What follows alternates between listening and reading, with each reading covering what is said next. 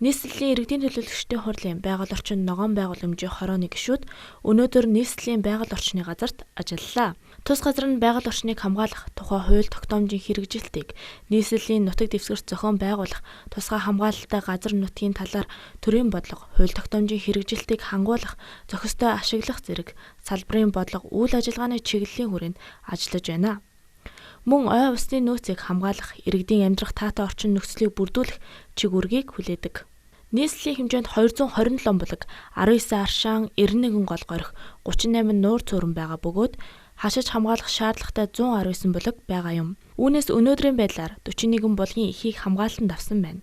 Мөн энэ онд багтаан шаардлагатай булгийн эхийг хамгаалтанд авахар төлөвлөжээ. Улмаар эдгээр булаг орчмын газрыг орон нутгийн тусгай хамгаалтанд авах шаардлагатай байгааг онцолсон юм. Нийслэл хотын нийт 470,444 га нутаг дэвсгэртэй бөгөөд 117,000 гаруй ойн сан бүхий талбай эзэлж байна. 2016 оноос хойш улс орон нутгийн төсвийн хөрөнгөөр 779 га талбайд нөхөн сэргээлтийн ажлыг зохион байгуулсан бөгөөд энэ онд 240 га талбайг нөхөн сэргээхээр ажиллаж байгаа юм. Түүнээс гадна ойн хүнэлт шавжийн тархалтын судалгааг тус газраас хийдэг бөгөөд өнгөрсөн онд 3200 гаруй га талбайд дээрх ажлыг хийж гүйцэтгэжээ. Харин энэ жил хүр хорхон идэвхтэй үе тохиохыг албаны хүн онцоллоо. Түүнээс гадна ойн төмрөөс сэргийлэх шорон зурвасыг бий болгох зорилгоор нийт 3 байршилд энэхүү зурвасыг шинжилэн сэргээгээд байна.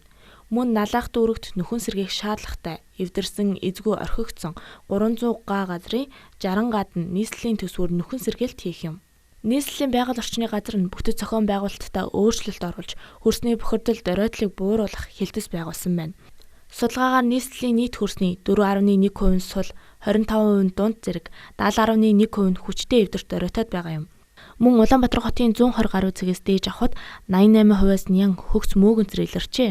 Нийслэлийн хөрс бохирдож байгаа гол шалтгаан нь нүхэн жорлон, хот тодрох техникийн завхууд, арьс шир боловсруулах үйлдвэрүүд гэдгийг тус газрын мэргэжилтэн онцолсон байна.